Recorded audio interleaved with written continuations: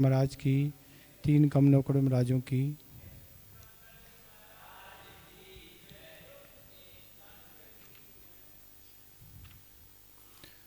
कितने 26 हो गए? 26 तक हो गए थे ना, 27 होना है। अभी पिछले श्लोकों में यह चर्चा आई थी कि पर पदार्थों से छोड़ने की बात कही थी कि हमारी आत्मा अकेली एक अविनाशी आदि को लेके आचार्य महाराज ने ये बताई थी। तो अब आचार्य महाराज ये बताना चाह रहे हैं अगले श्लोक में कि इन पर पदार्थों से मोह कैसे हम छुड़ाएं, ऐसी कौन सी हम अपने अंदर विचार उत्पन्न करें जिससे पर पदार्थों के प्रति हमारा मोह राग आदि घटे। इसके लिए 27 नंबर श्लोक आ रहा है, इसके उच्चारण करें। यस्यास्ति नैकम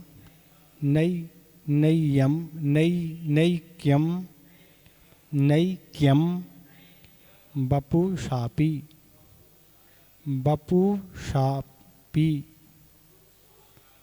सार्धम।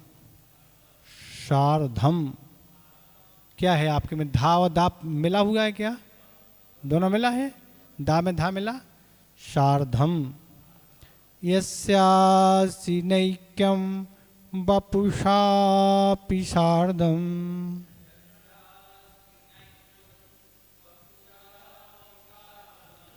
तस्याति किम पुत्र कलत्र मित्रहि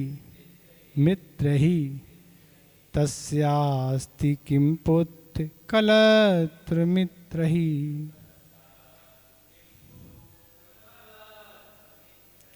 पृथक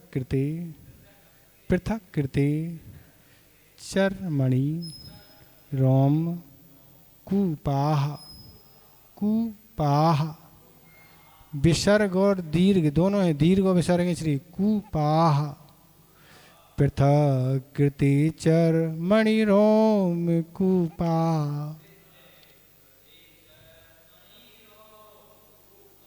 कुतो ही तिष्ठन्ति शरीर मध्ये कुतो हि तिष्ठन्ति शरीर मध्ये। यस्यास्ति नैकं वपुषापि सार्धं तस्यास्ति किं पुत्र कलत्र मित्रहि। पृथक् कृते चर्मणि रोम कूपा कुतो हि तिष्ठन्ति शरीर मध्ये।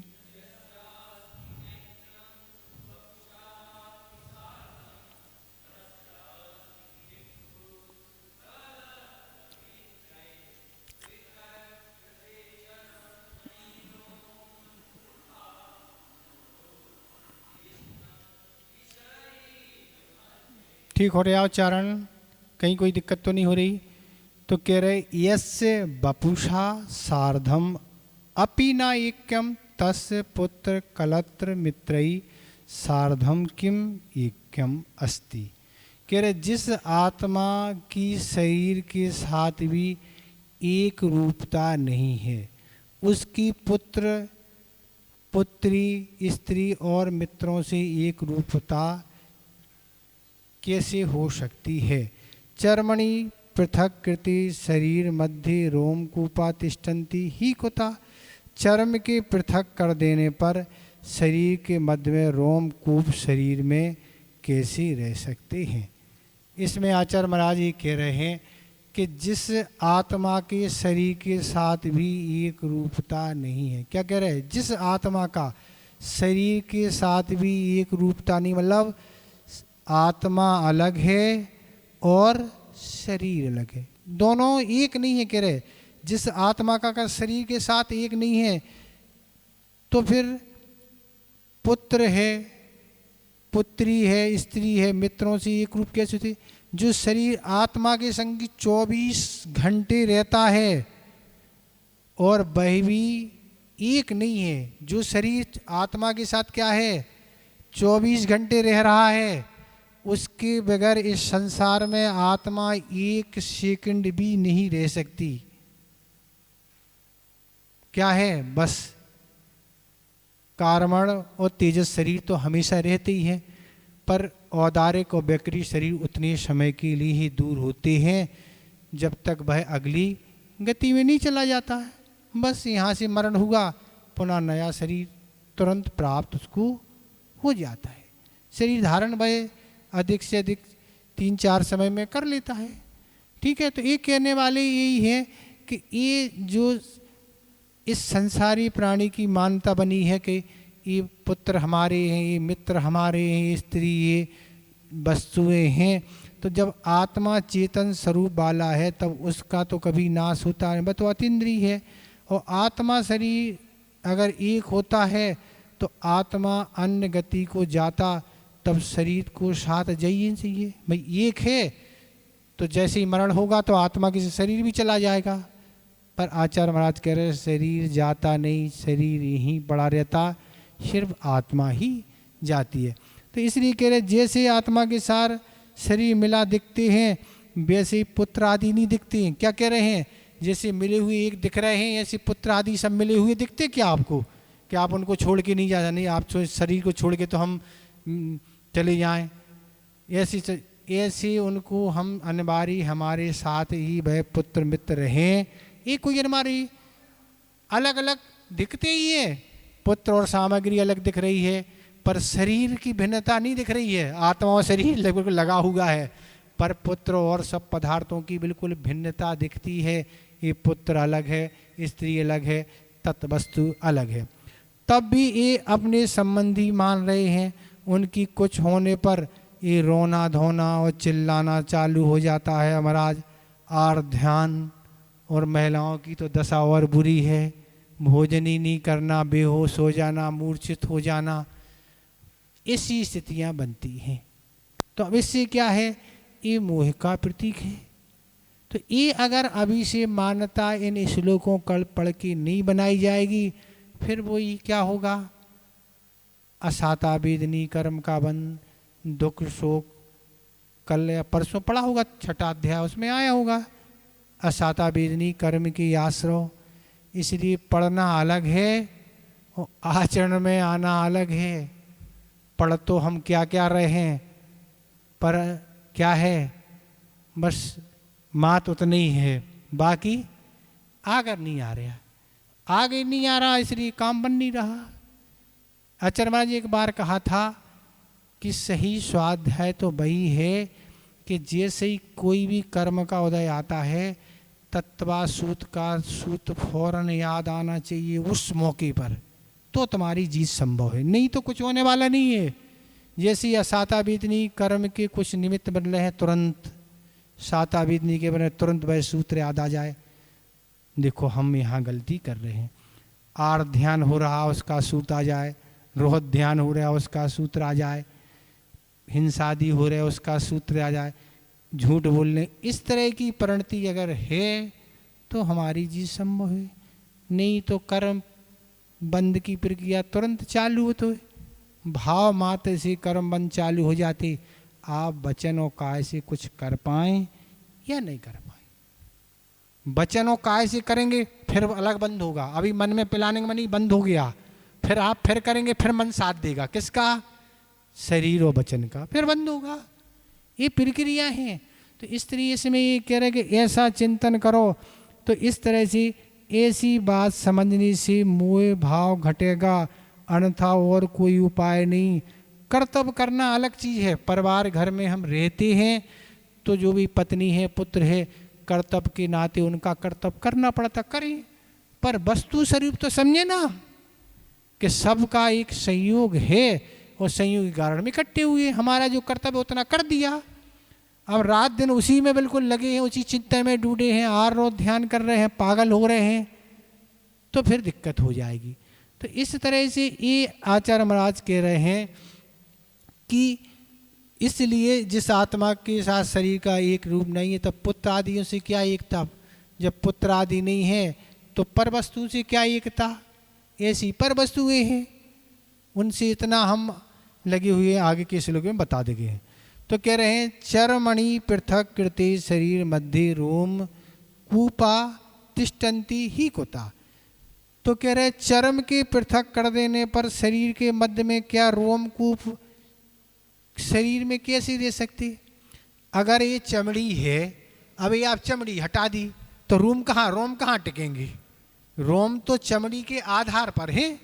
जब अब चमड़ी ही निकाल दी, अब कहाँ बचा रोम, कहाँ अलग। इसलिए कह रहे हैं कि शरीर के इस तरह कह रहे शरीर ही जब अपना नहीं है तो पुत्र मित्र और परवस्तु अपनी कहाँ हो सकती, क्योंकि शरीर के माध्यम से ही हम सबको मान रहे अपना, वो भी आपको अपना मान रहे। शरीर से ही हम और आपकी पहचान है। आत्मा तो कोई किसी की दिख नहीं रही, ना आत्मा का किसी से कोई का परिचय है। तो इस तरह कह रहे हैं जैसे ये चमड़ी हटाने से रोम नहीं टिक सकते, उनका कोई अस्तित्व नहीं, हट जाते तुरंत। इसलिए जब शरीर ही अपना नहीं है, वह और आत्मा का एकत्व नहीं है, तब मित्र पुत्र और दुनिया की परवस्तु अपनी कहाँ हो सकती हैं। तो इस संबंध ये तो ये कैसे हो सकती, क्योंकि ये पर से संबंध है और वह पर शरीर क्या है, ये जो संबंध है वह शरीर का कारण है और शरीर अपना है नहीं, इसलिए पर अपने हो नहीं सकते। इसलिए देखो आचार्य महाराज की युक्तियाँ देखो आप, अपन सब पर उपकार करने की कैसे कैसे उन्होंने उदाहरण को संजोया है। कितना अपन पर उपकार किया, उनने तो अपन पर उपकार कर दिया, लेकिन अपन उनके उपकार को नहीं चुका रहे। महाराज उनका उपकार कैसे चुकेगा, उनका उपकार जब चुकेगा उनने जो अपने लिए कर्तव्य बताए हैं उन कर्तव्य को पालन करेंगे तो अपना उपकार चुक जाएगा। वैसे तो चुकने वाला नहीं है। सत्यता तो यही है कि आचार्यों भगवानों का तो गुरुओं का अपन उपकार कभी नहीं चुका सकते, क्योंकि भगवान और गुरु ऐसे होते हैं जो बदले में कभी कोई चाहे नहीं रखते। उन्होंने जो उपकार किया वो इस रूप में नहीं किया कि आप हमें कुछ दो, हमारा एहसान चुकाओ। उन्होंने तो अपना कर्तव्य किया, पर अपन एक तरीके से उन कर्तव्यों को सुन के उसका पालन करके उपकार चुका सकते हैं। तो इस सूत्र का यही भाव है कि जो पिछले सूत्र में बात आई थी कि पर पदार्थ हमारे नहीं है, ये वो नहीं है, इस तरह की बातें आई थी, हम एक हैं, हमारी आत्मा अकेली है। तो इस तरह के जो भाव आए हैं, ये सब वस्तुओं से हमारा मोह राग कैसे छूटे। तो आचार्य महाराज करे इस तरह का चिंतन करो, जो साथ में रहने वाला भी क्या है, अलग है, तो जो साथ में नहीं अलग ही दिख रहे हैं वो अपने कैसे हो सकते।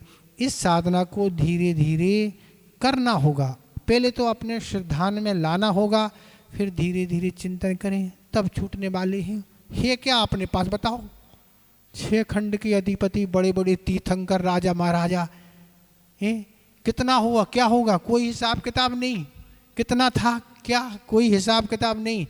आपके पास कितना होगा, हैं? उनके तो एक आध को देने से हो जाता पूरा, एक आध को ले गया हो गया, इतने में पूरा खत्म हो जाएगा। ऐसे उनके अपार पुण्य होते हैं कि मैं छिद दान क्या कहलाता बताओ, जो मांगा सो दे दिया। अब क्या, तो इस तरह से ये भाव हो गया। इसमें आपको कुछ पूछना तो पूछ लें। अब इस श्लोक में समझाने वाली बात थी तो हम समझा रहे हैं। अब तुम आपका वहाँ मुनियों की समझाएं, आपको क्या समझाएं वहाँ तुम्हें। अभी पहले गृहस्थों की बात है तो समझो ना, मुनियों की बात है, मुनियों के समझ में नहीं आएगी, वो तो आपको क्या समझाया हूँ। वो तो जब तक व्यक्ति साधना में नहीं उतरते और तरह तरह के प्रयोग नहीं होते तब तक ये चीज़ें समझ में नहीं आती। पढ़ने माँ से कुछ होता नहीं है, पढ़ते तो ऐसे सब कुछ है और पढ़ते रहते हैं। अगला देखें, इस संसारी प्राणी में अनेक प्रकार के दुखों को क्यों उठाना पड़ रहा है। इस संसार में, इस संसारी प्राणी को जो दुख उठाने पड़ रहे हैं तो क्यों उठाने पड़ रहे हैं, इस दुखों को उठाने का कारण क्या है। रो रहा है, हमें बहुत कष्ट हो रहे हैं, बहुत दुख हो रहे हैं, तो क्या रोने से भाई दुख छूटने वाले हैं क्या? महाराज कर्मों को भी अहिंसा धर्मों का पालन करना चाहिए, कुछ दया तो आना चाहिए ना। आप तो दया कर नहीं रहे हो, कर्म से कह रहे आप दया करो। आप दया करेंगे तो क्या है, कर्म अपने आप कुछ नहीं करेंगे। उसके लिए 28 नंबर श्लोक आ रहा है, इसका उच्चारण करें। संयोगतो संयोगतो दुख मनीक भेदम। संयोगतो दुख मनीक भेदम।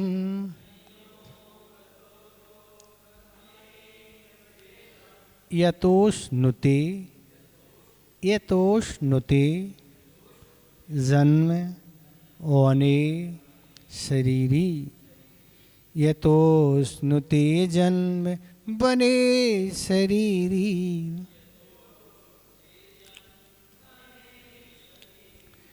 ततस्त्री ततस्त्री धासौ धासौ परिवर्जनीयो परिवर्जनीयो। ततस्त्रिधासौ परिवर्जनीयो।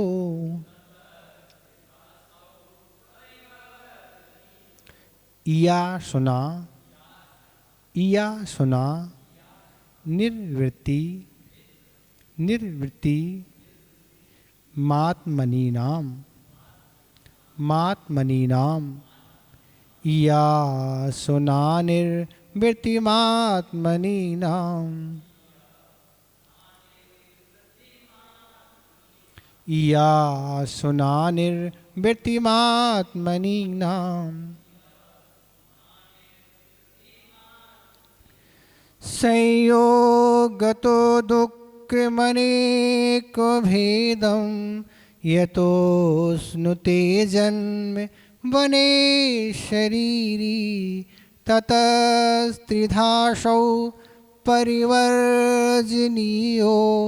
ईयाशुना निर्वृत्तिमात्मनीनाम्।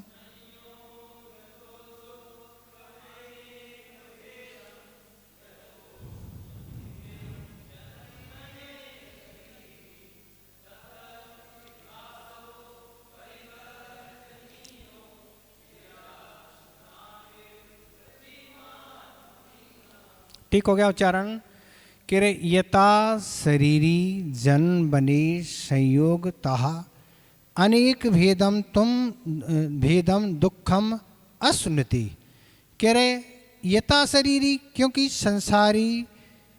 क्योंकि प्राणी संसार रूपी वन में बाह्य वस्तुओं के संयोग के कारण अनेक प्रकार के दुख पाता है।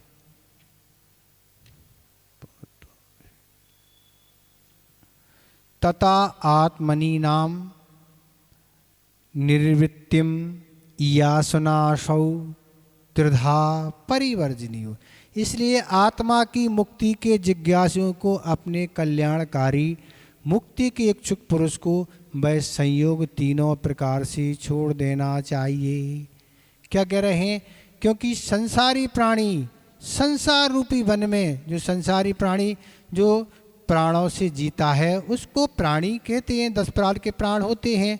तो संसार रूपी वन में तो संसार को एक वन की उपमा दी है।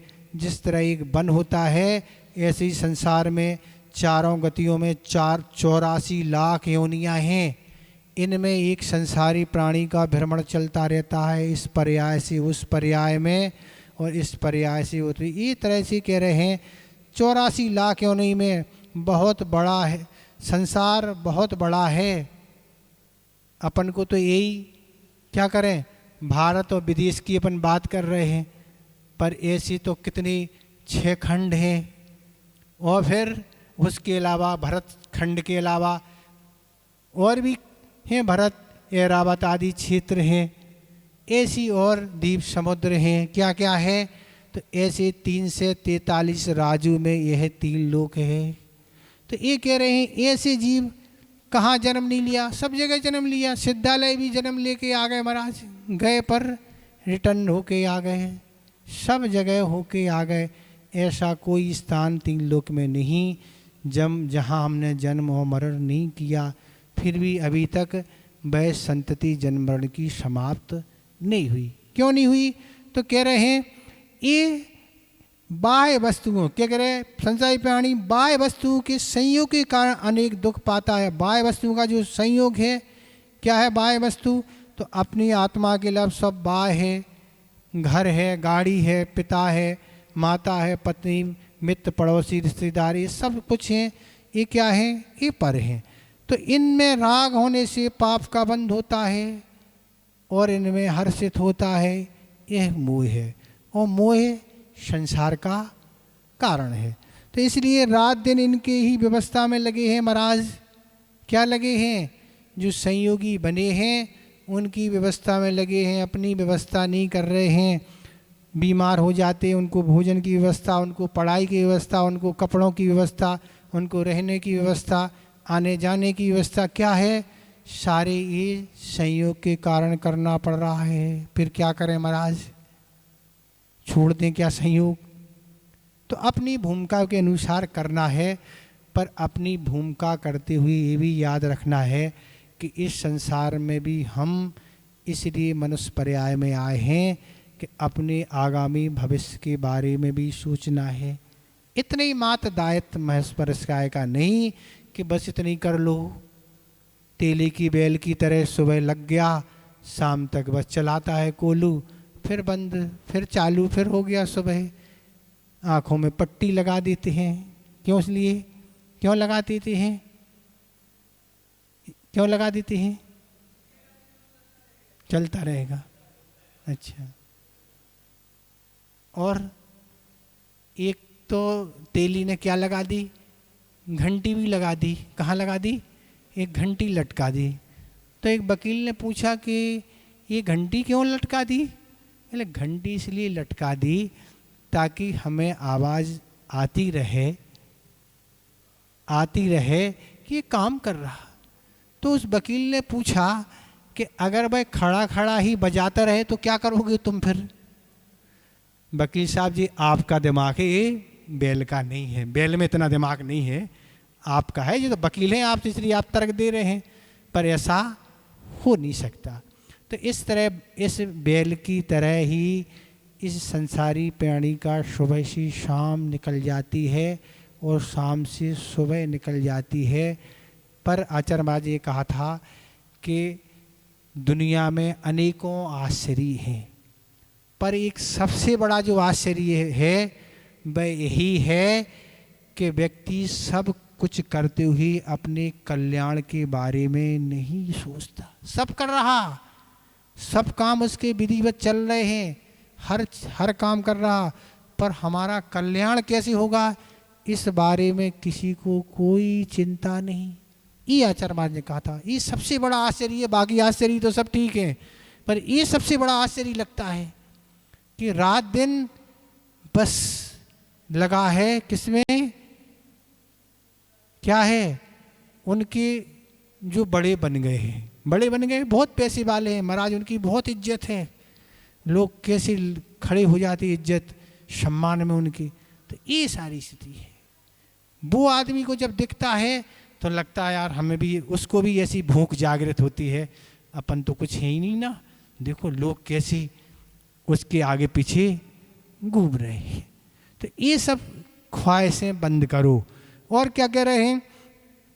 तो ये वियोग होने पर भी आर्थ ध्यान होता है, टेंशन बना रहता है, धर्म ध्यान नहीं हो पाता, इससे तीव्र कर्म का बंध होता और जिसका फल अनेक भवों में भोगना पड़ता है, शोक आदि। तो बाह्य वस्तुओं के लिए धन चाहिए और धन के लिए श्रम करना पड़ता है, बिना श्रम से कुछ होता नहीं। पदार्थों से जितना सुख नहीं मिलता है जितना कि उनको पदार्थों को धन कमा के लाने में जितना दुख सहन करना पड़ता है। सोचो, आप विचार करो, पदार्थ तो सुख जब देंगे, पहले तो दुख उठाना पड़ता है। क्यों? बिना धन के तो कुछ आने वाला है नहीं, वो धन जब आएगा तब वस्तु आएगी, तब सुख भोगने की बात है ना। पहले तो एसी लगवाना है तो धन चाहिए, बिना एसी के कोई धन आ रहा, फिर हवा मिलेगी ठंडी ठंडी, और क्या। तो आचार्य कह रहे हैं कि इस तरह से जितना कम से कम में काम चल सके उतना काम निकालो तो दुख से बच जाओगे। और वह भी अगर कोई बाधक बनता है हमारे साधनों के भोग में तो क्रोध आता है। देखो क्या हो गया, कोई चीज़ खराब हो गई, मान के चलो खराब हो गई, आप सुधारने डालने आ गए, ए भैया ठीक कर लेना, कब मिलेगी, कल देंगे। अब नहीं सुधारी सामने वाले ने तो आप गर्म हो गए गर्म नहीं, या बच्चे को भेजा, बच्चे ने काम नहीं किया, उस पर गर्म हो गए। तो ये आचार्य महाराज कहने कि क्रोध के भी निमित्त हैं तो मान के भी निमित्त हैं, तो मायाचारी के भी, तो लोभ के भी। तो इस परिणति को स्वयं पकड़ने का प्रयास करो कि हम कहाँ किस रूप में कसाय का सहारा ले रहे हैं। महाराज हमें तो कसाय है ही नहीं, हम तो निष्कसाई हैं। भैया निष्कसाई तो भगवान होते, अपन सब तो कसाई हैं। प्रतिकरण जैसे ही शुरू करते तो सबसे पहले क्या बोलते हैं, पापेष्टेन दुरात्मना जड़धिया माया बिना मोह बिना। तो स्वयं को पापी कह रहे हैं, दूसरे को पापी नहीं कहना ना। क्या कहना है, हम भगवान पापी हैं, हम पाप कर रहे हैं, दूसरे को पापी नहीं कहना, तो गड़बड़ हो जाएगा। इसलिए स्वयं को पापी कहना है, स्वयं हम कसाई हैं। तो इस तरह से जमीन मकान आदि कब्जा एक्सीडेंट तरह तरह की स्थितियों में कितने टेंशन बढ़ते हैं पर पदार्थों के कारण, जमीन फिर मकान और क्या क्या महाराज, ये सारी चिंतन के विषय हैं। तो इस तरह कह रहे हैं ये अनेक प्रकार के दुख ये संसारी प्राणी पाता है। दुख कितने हैं, अनेक प्रकार के दुख हैं। दुख की कोई हम बात नहीं कहते। दुख कैसा है, दुख एक बहुरूपिया है, वह तरह तरह के भेष लेके आता है। कभी कोई दुख कभी कोई दुख। तो कह रहे हैं तथा आत्मनि नाम निर्वृत्तिम यासना असौ तीर्धा परिवर्तनीयो। इसलिए आत्मा की मुक्ति के जिज्ञासु को अपनी कल्याणकारिणी मुक्ति के इच्छुक पुरुष को वह संयोग तीनों प्रकार से छोड़ देना चाहिए। जो इस संसार के दुखों से छूटना चाहते हैं, मोक्ष का सुख प्राप्त करना चाहते हैं, जन्म मरण से बचना चाहते हैं, जो छूटना चाहते हैं उनकी बात है। जो नहीं छूटना, जो यहीं रहना चाहते हैं, उनसे तो कुछ आचार्य महाराज कहने वाले हैं ही नहीं ना, उनके लिए कोई चिंता है। तो इस तरह करे कल्याणकारी संयोग, मन और वचन काय का तीनों का संयोग। मन में जो संकल्प विकल्प चल रहे हैं, चिंताएं चल रही हैं, वचन से वार्तालाप चल रहा है, काय के द्वारा काम चल रहे हैं। तो इस तरह से विचार करो कि संपर्क से कितना समय जा रहा है। पर के संपर्क होते हैं और पर से व्यर्थ की चर्चाएं होती हैं। तो मुक्ति प्राप्ति के लिए क्या कह रहे हैं, इस संपर्क को घटाना पड़ेगा और साधना बढ़ेगी। जितना आपको संपर्क आवश्यक है उतना आप संपर्क करिए, जो आपके लिए आवश्यक है। जो संपर्क आवश्यक नहीं है और आप परिचय इसलिए बढ़ाते जा रहे हैं कि ये कहेंगे कि लोग देखो हमें बहुत लोग पहचानते, कितने लोग हमारे परिचित हैं ना, इसलिए आप बढ़ता चले जा रहे हैं। तो इससे कह रहे कुछ नहीं, जितना इंटेंशन उतना टेंशन, जितना संबंध आपका होगा उतनी टेंशन बढ़ेंगी। तो इसलिए अगर टेंशन बढ़ाना है तो संपर्क बढ़ाते चले जाओ, बढ़ाते चले जाओ। क्या होगा महाराज, बस फिर क्या कि दोनों हाथों में मोबाइल पकड़ना पड़ेंगी। एक तो एक हाथ से तो काम हो गई नहीं ना, क्योंकि बहुत समस्या है ना। संपर्क बढ़ाने की ये साधन आज बढ़ रहे हैं। चैन से बैठना बड़ा मुश्किल, बहुत। हम तो यही देखते, भैया वृत्ति कहीं भी जा रहे हैं बस वो घंटी, कहीं खड़े कहीं बस रात दिन। हम तो यही सोचते कि क्या इनका जीवन है व्यक्तियों का। शांति नाम की गए हैं घूमने फिरने बाहर, पर वहाँ भी टेंशन चल रहा ना, कहाँ क्या है ये स्थिति है। शांति कहाँ शांति है ना, शांति नाम है केवल, शांति लाल, बाकी कुछ नहीं। तो इस तरह से कह रहे दुनिया में अनेकों चर्चाएं हैं, क्रिकेट की चर्चाएं हैं और व्यापार की चर्चाएं, घंटों इस तरह राजनीति की चर्चाएं हैं, फिल्मी दुनिया की चर्चाएं हैं। कैसे तरह तरह की संपर्क सी चर्चाएं होती हैं जिससे पाप का बंध होता है। यहाँ वहाँ की भी कथाएँ होती हैं, यहाँ वहाँ की निंदा होती हैं। तो ये आचार्य महाराज कह रहे ये छोड़ने की लानी है, ये संयोग और जो व्यर्थ की चर्चा है मन वचन काय से छोड़ो। हम तो यही सोचते, हम कहो कहीं बैठे सामय करने, आजू बाजू खड़े हैं और चर्चाएँ चल रही, कहाँ की वो सरकार ये कर रही है, वो तुम क्या कर रही हो बताओ ना। ये कोई समय काटने वाली बात है। अगर आप पे कोई आपदा कोई परेशानी है, आप जिस कार्य में सक्षम हैं तो उस तरीके से करें। तो यहाँ 10 खड़े होके क्या चर्चा करने से कौन सी लाइट के और नल के रेट घट रहे और टेलीफोन के घट रहे ना, कौन सा काम होने वाला है। इस तरह से आप क्रिकेट, हॉकी, वॉलीबॉल, तरह तरह की जो चर्चा कर रहे, चाहे भारत हो चाहे पाकिस्तान, इससे क्या हो रहा है, हार जीत। ये हार जीत क्या है, अनर्दंड नाम का दंड है, पाप का बंध हो रहा, समय गमा रहे हैं, हार रो ध्यान, वो जीत जाए और ये हार जाए, बस यही चल रहा है। पर वस्तुतः ये समझते नहीं, ये क्या है, ये अनर्दंड है और आर ध्यान रो ध्यान चल रहा है, पाप का असर चल रहा है। लोगों की ऐसे विदाउट इंटरवल 6-6, 5-5 घंटे मैच देखते रहते, बैठे रहते ना, बैठे रहते कि नहीं, कैसे पता आपको, सब पता ना, हम सुनते रहते, हम तो सब घर में ये सब चीज़ें करके आए ना, हमको पता क्या नहीं है, पता तो सब है ना। पर यहाँ आके ये सब चीज़ें पता है कि अनर्दंड है, इससे आश्रय होता है, वो भयोदय में आता है। तो ये बातें हैं, ये चीज़ें छोड़ो। कहाँ कहाँ की विवाह की चर्चाएँ, भोजन की चर्चाएँ, ये भी कथाएँ कहलाती हैं। इस तरह से ये घंटों व्यतीत आदमी प्रतिदिन करता है, प्रतिदिन की व्यक्ति की खुराक है। और इससे ही आचार्य महाराज जी एक बार कहा था कि बी कथा करने से पेट तो भरता है, पर इसका परिणाम क्या निकलेगा ये विचार करो। पेट तो भर रहा है, बहुत अच्छा लग रहा है, हाँ महाराज समय कट रहा है, चर्चा करके बहुत जान गए, पर इसका परिणाम क्या निकलेगा भाई, कर्म जब उदय में आएगा, इससे तुम्हारा कौन सा धर्म ध्यान हो रहा है कि दूसरे का हो रहा है, कुछ नहीं हो रहा ना। ये है मोबाइल के ज़माने में मिनटों के लिए चैन नहीं, लोगों की चैन, बस बैठे नहीं, चालू, बस जहाँ देखो बस पकड़ी हुई है। क्या देख रहे हैं बताओ, क्या देख रहे हैं।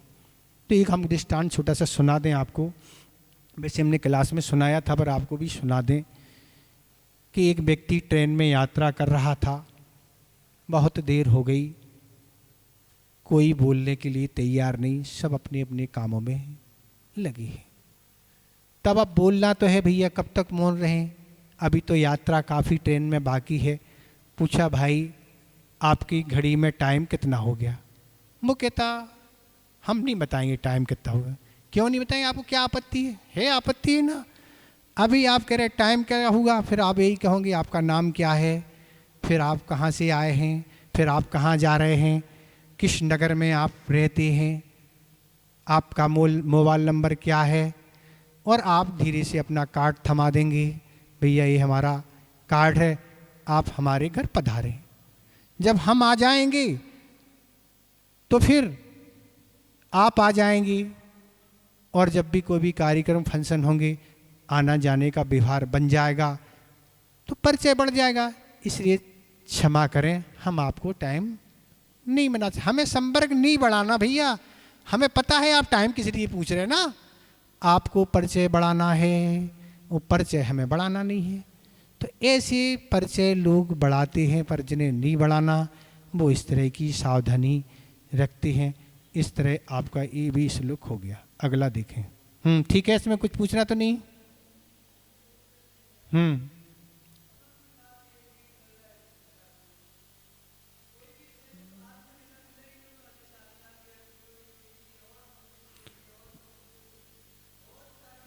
संयोग मिलना अलग चीज है, तत्संबंधी पुरुषार्थ नहीं है। संयोग मिलने से क्या होना, संयोग तो मिलता है। आप समोषण भी जा रहे जीव, क्या दिक्कत है, तीर्थंकर की वाणी भी सुन रहे हैं, पर वाणी सुन के अपने अंदर उतारना और इस तरह उस मुद्रा को धारण करके तत्संबंधी वैसी विशुद्धि के साथ व्रतों का पालन करना है। हाँ, देखो आपको बताएं, ऐसा आचार्य कुंद कुंद महाराज ने अष्टपाल ने कहा कि इस पिचियो कमंडल की ऐसी सुमेरु बने ढेर लग गए। किस लिए केवल द्रव्यलिंग रहा, भावलिंग नहीं रहा। भावलिंग तो 32 बार से ज़्यादा होते ही नहीं, अधिक से अधिक मुनि बनेंगे भावलिंगी तो कितने, 32 बार, इससे ज़्यादा बनेंगे नहीं। 32 बार में तो उसकी नियम से मुक्ति होगी ही। पर वस्तुतः होता क्या है, हमारा जो अध्ययन है कि व्यक्ति इन मार्ग को अपनाने के बाद अपना लक्ष्य गौण कर देते प्राय करके, हमारा जो अनुभव है, और बाहरी कार्यों में लोग उलझ जाते। इसलिए हमने आपको एक दिन कहा था कि आचार्य महाराज ज्ञान सागर महाराज ने यही कहा था, किससे, आचार्य महाराज से, कि घर क्यों छोड़ा, किस लिए छोड़ा, ये हमेशा याद रखना। बाकी सब भूल गए तो भूल जाना, कोई जरूरी नहीं, ये है। और दूसरी बात कही थी, एक समय सार में चौथे या 5 नंबर की गाथा आती है, शुद्ध पर चरानुभूता। ऐसा एक गाथा तो वही कहा था कि एकाग अपने ही में एकात चित्त रहना, एकत बेहत की कल्पना करते रहना, एकत बेहत, ये सब हमसे अलग हैं। इस तरह की साधनाएं आचार्य ज्ञान सागर में बहाई हुई। हम आपसे एक दिन कह रहे थे कि 1 मिनट भी कोई उन जैसी साधना करके बता दे, 1 मिनट, महीनों घंटों की छोड़ो आप। जब हमने उनके संस्मरण सुने और पढ़े और साधनाएं सुनी तो हम तो यही सोच के रह गए कि लोग करना तो ठीक है, कभी सोच नहीं पाएंगे, करना तो छोड़ो, कभी सोच नहीं पाएंगे कि हम ऐसी साधना कर लेंगे। ऐसी उनकी साधना है, ऐसे गुरुदेव हैं उनकी साधना। तो लक्ष्य जहाँ तक नहीं रहता है तो बाहरी कामों में ऐसे उलझ जाते हैं कि होते ही नहीं ना काम।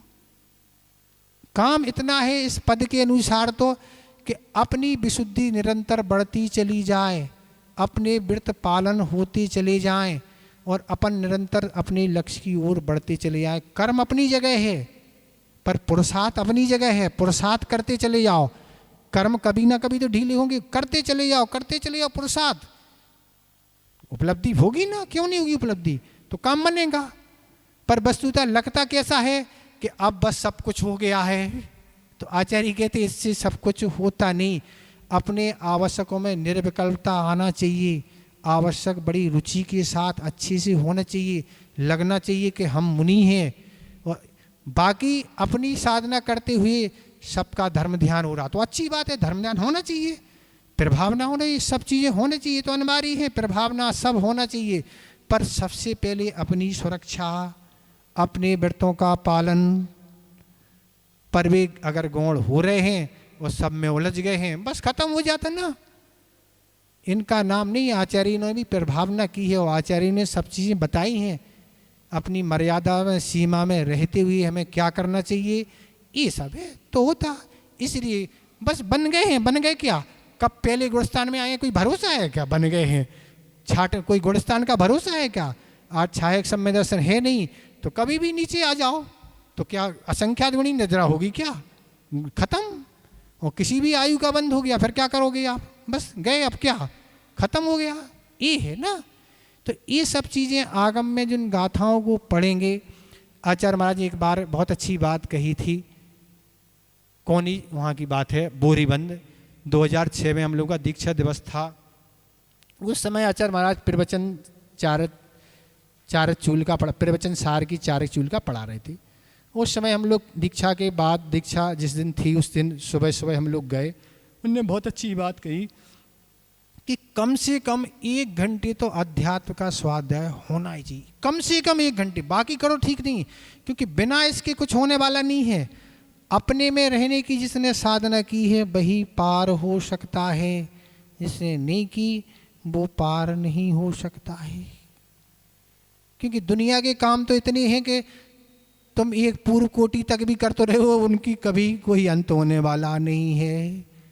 हाँ, धर्मशाला बनाई कि हम तुम्हारी कारीगर हैं क्या, ये है ना। तो इसलिए ये सब चीज़ें नहीं हो पाती, ये सब नहीं होती, भूमिकाएं होती हैं। मुनि के एक कर्तव्य और उन कर्तव्यों का पालन करते हुए मर्यादा में रहते होते हैं। कोई व्यक्तिगत हम किसी की बात इसमें नहीं करे, हमने तो आपकी बात का समाधान दिया कि इस तरह के सब काम होते हुए अपने लक्ष्य में जो चलते हैं वो उस लक्ष्य को प्राप्त करके ही छोड़ देते हैं, छोड़ते ही हैं। और जो इन सब कामों में है, मन ही नहीं लग रहा, महाराज बैरागी उठ गया, बस अब का उठ गया, खत्म हो गया ना काम, अब क्या हो, क्या करोगे अब?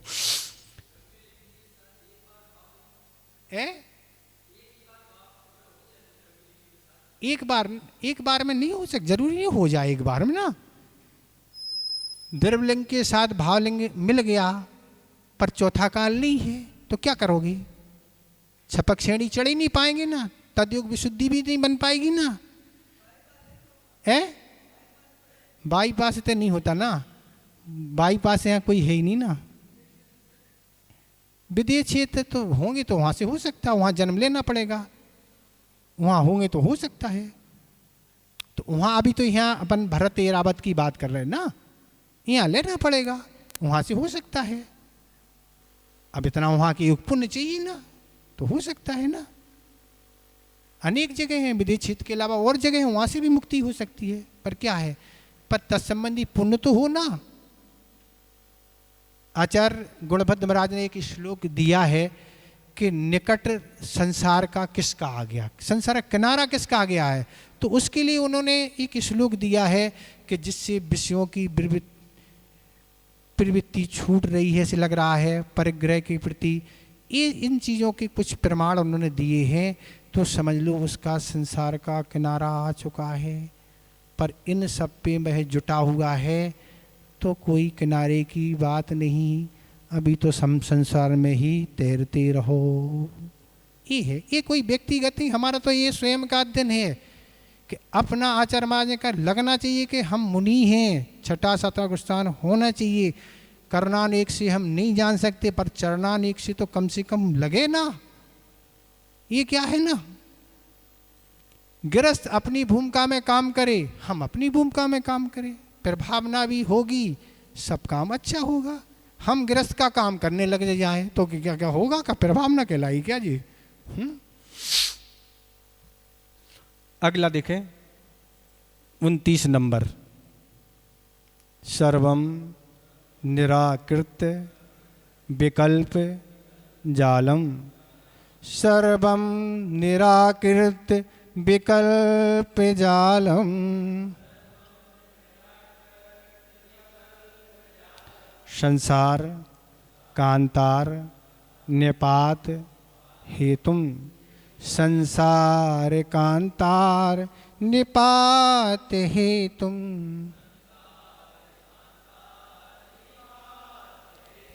विविक्त मात्मान मवेक्ष। इसमें दो पाठांतर होंगे, एक छा आधा और या पूरा, ये भी है, दोनों पाठ ठीक है।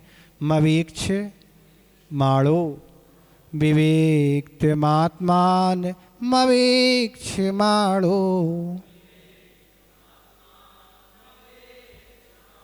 निलीयसे तुम परमात्म तत्वे।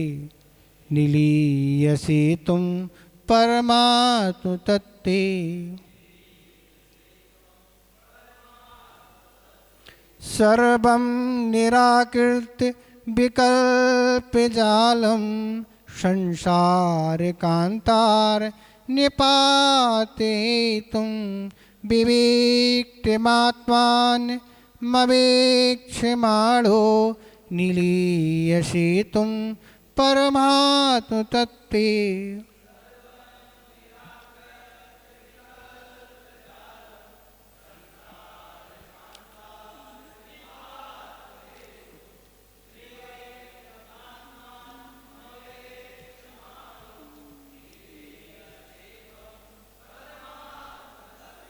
ठीक हो रहा उच्चारण। जहाँ तक कल पूरा कर देंगे, परसों चतुर्दशी है, बड़ा प्रतिगण करना पड़ता, अभी कोई चर्चा नहीं हुई, समय सेट करना है। सुबह भी कार्यक्रम, दोपहर में भी क्लास, और बड़े प्रतिगण लग से 1.5 से 2 घंटे तो लगते ही हैं। आप लोगों को भी उपास रहेंगे और शरीर ढीला पड़ जाएगा। और भी सब चीज़ें समझते हैं हम ना, कितना उत्साह रहता है शरीर में। अन्न, शरीर अन्न का कीड़ा है, और उसमें जाना अलग है और भरे पेट की बात अलग है। तो ये जहाँ तक रहेगा कल करने का प्रयास करें, नहीं परसों होगा तो देखेंगे, परसों तो करना ही है। वैसे तो इस ग्रंथ के 15 से 20 दिन तो लगती है, इतनी जल्दी हम तो इसलिए कि 10 दिन का समय है, अब विस्तार से आपको पढ़ाएंगे तो वो तो नहीं हो पाएगा, हम इतनी जल्दी पढ़ा नहीं पाते, 2 श्लोक से ज़्यादा तो हम जहाँ तक कर ही नहीं पाते, और कभी कभी तो एक ही हो पाता ना, क्योंकि विषय समय के अनुसार दिया जाता और जैसे रुचि लोग पढ़ते हैं वैसे दिया जाता। विषय तो अपने पास सब एक दिन में एक ही हो पाएगा ना, देख के काम किया जाता ना, तो इसलिए ये प्रयास करेंगे, 4 श्लोक बचेंगे तो हो जाएंगे। 2 श्लोक तो अंत के उपसंहार के रूप में है, 2 कर्म सिद्धांत को लेके हैं, वो हो जाएंगे। तो कह रहे हैं संसार कांतार निपात हेतुम सर्वम विकल्प जालम निराकृत, संसार रूपी वन के पतन के कारणभूत सभी विकल्प जालों को हटा के और विविक्तम आत्मानम अपेक्षमाणा तुम परमात्म तत्वे निलीसति, एकमात्र सबसे भिन्न अपनी आत्मा को देखते हुए सारे संबंधों को गौण कर दो, तुम परम आत्म में लीन रहो। तो इसमें कहा जा रहा है कि संसार रूपी वन में पतन के कारणभूत सभी विकल्प को हटा के, संसार की तो कोई उपमा नहीं है, संसार कितना बड़ा है, तो वन की तो एक नापना एक सीमा है वन की, पर संसार को लौकिक गणित से नापना बहुत कठिन है। तो पतन मतलब पतन का अर्थ इस संसार में भ्रमण करने घूमने के, तो भावों के द्वारा जीवों का पतन होता रहता है, जैसे भाव होते हैं वैसा उसको कर्मंद। तो विकल्प एक विकल्प नहीं, अनेक प्रकार के विकल्प रहते हैं, विकल्पों का क्या है, समूह है। तो ये कह रहे हैं इस संसार रूपी वन में पतन के कारणभूत सभी विकल्पों को हटाओ। क्या कह रहे हैं, पहले विकल्पों को हटाने का अभ्यास करो। महाराज एक क्या कहते हैं, महाराज एक मन ये कह रहा है, एक मन वो कह रहा है। मैंने सोचा आगम में तो अभी एक ही मन की गणना की गई है, इनके पास 2-2 मन मिल गए, इन्हें बड़ा पुण्य है ना इनका, 2-2 मन मिल गए इनको। कहते एक मन महाराज ये कह रहा है, एक वो कह रहा है, एक ही मन होता उसके लिए ऐसा कहे, एक विचार ऐसा आ रहा है, एक विचार ऐसा आ रहा है, ऐसा कहा जाता है, एक मन ये कह रहा है। तो इसलिए उसी तरह आगम में भी एक ही मन है। तो ये कह रहे हैं अब ये करना है, अब वो करना है, यहाँ जाना वहाँ जाना, भोजन करना, तरह तरह के धन बढ़ाना, मकान, तरह तरह के बहुत सारे काम आदि होते हैं। तो कह रहे हैं इस सभी विकल्पों को हटा के अभ्यास करना होगा। विकल्पों की लाइन लगी है महाराज, पूजन स्वाध्याय प्रवचन आदि आदि कार्य करते हुए भी विकल्पों की माला फिर चलती रहती है। और तो भूतकाल की चिंता है, भूत की चिंता, बिगड़ गया कोई काम भूत में, अब वर्तमान में भी चल रहा है तो वर्तमान का भी बिगड़ रहा है, भविष्य की चिंता चल रही है तो वर्तमान का बिगड़ रहा है। तो इसीलिए कह रहे 24 घंटे में निर्बलता आती नहीं, वो क्षण आती नहीं। तो संसारी प्राणी विकल्पों में इतना अभ्यास हो गया है कि विकल्प करना उसकी आदत बन गई है। तो इसलिए पहले एक कार्य व्यवस्थित करें फिर अगला करें, अच्छे से समय पे उसको कर लें, फिर आप व्यवस्थित करके अगला करें, तो आकुलता नहीं होगी। पर आप कामों की ढेर लगाए हैं, संसारी प्राणी इस तरह से होती रहती है। तो ये कह रहे हैं ऐसे विकल्प होते हैं। तो कह रहे एकमात्र सबसे भिन्न अपनी आत्मा को देखते हुए सारे संबंधों को गौण कर दो, तुम परम आत्म में लीन हो। कह रहे एकमात्र सबसे भिन्न अपनी आत्मा को देखो, अपनी आत्मा के बारे अपनी आत्मा को सारे संबंधों से हटा के ऐसा विचार करो मैं सारे संबंधों से परे हूँ, ऐसी हमारा संसार में किसी से कोई संबंध नहीं है। इस तरह परम तत्व जितने भी तत्व हैं उनमें सबसे अगर शेष तत्व है तो वह आत्म तत्व है। कौन है? आत्म तत्व है, उसको ही हमें प्राप्त करना है और उसको प्राप्त करने के लिए हमें सारे विकल्पों को छोड़ना पड़ेगा। एकाएक नहीं छूटते हैं, पर धीरे धीरे उनका अभ्यास अगर हम करेंगे तो विकल्प छूट कम होते चले जाएंगे और कम होते होते वह दिन भी आ जाएगा। पूरे एक से नहीं छूटते हैं, भूमिका के अनुसार होते हैं, पर ये विकल्प हमारे संसार में क्या हैं? दुखों के लिए कारण हैं, कष्टों के लिए कारण हैं। ऐसा जब हम सोचेंगे तो वह इस तरह हम विकल्प से छूटेंगे। इस तरह यह भी आपका श्लोक हो गया। ठीक है, इसमें कुछ पूछना तो आप पूछ लें। 4 बचे हैं, देखेंगे कल कर लेंगे ना, फिर देखेंगे परसों, क्योंकि अभी प्रतिकरण का कोई डिसाइड नहीं हुआ कैसे क्या करना है, क्योंकि चतुर्थी को सुबह करते, पर सुबह भी कार्यक्रम है और दोपहर में भी पाठ आदि का काम होता है। अब कैसा क्या सेटलमेंट होता अभी कुछ कल चर्चा करेंगे, फिर देखते हैं। इसलिए परसों तो आप अच्छे से देखेंगे, परसों अगर 1-2 श्लोक बचेंगे तो कर लेंगे, नहीं तो परसों तो आप आराम से रेस्ट चिंतन करें। हो क्या है, कल देख लेंगे, नहीं होगा तो कर लेंगे जैसा होगा। ठीक है, संस्मरण देखें। आचार्य महाराज 1980 में सागर मोराजी में विराजमान थे और एक ग्रंथ का आचार्य महाराज संघ के लिए स्वाध्याय करा रहे थे। उसमें उत्कृष्ट तप की चर्चा आई।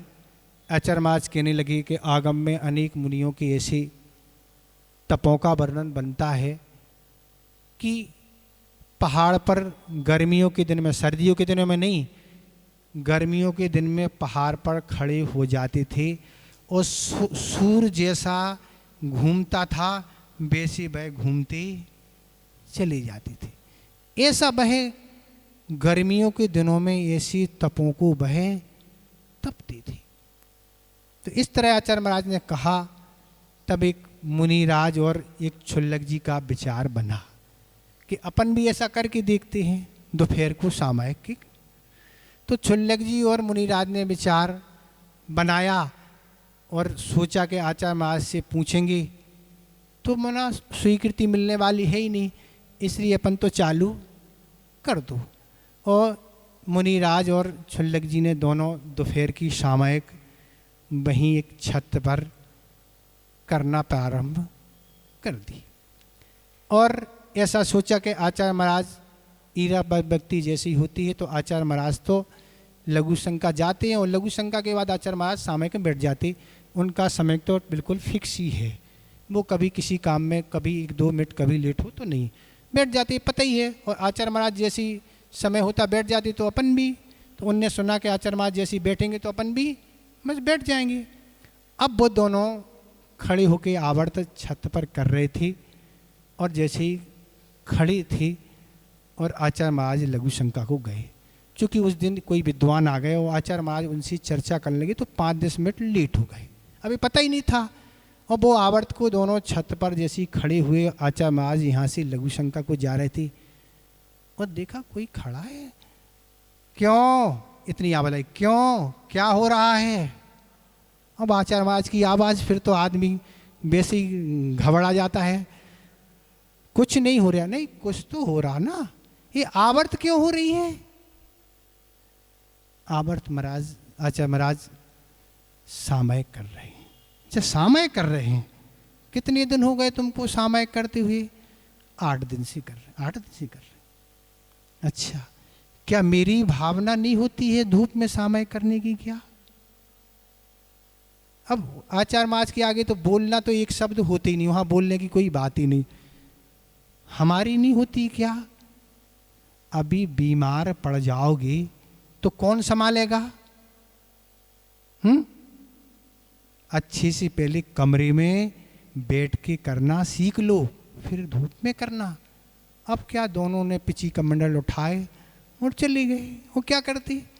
तो ये आचार्य महाराज की बहुत बड़ी वैयावृत्ति, उनका योगदान है कि उनके जितने अनुभव हैं हम आपको कभी नहीं हो सकती।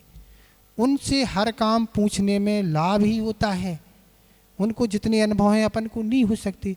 तो इस तरह की भी भावना बनती है, पर भावना बनते हुए भी विवेक नहीं रखा जाए तो घाटा हो जाता है। इसलिए कोई भी तप कुछ भी लिया जाता है, उपास लो चाहे ऊनोदर चाहे कुछ भी लो, बिना उनकी तो आज्ञा के कुछ होते ही नहीं।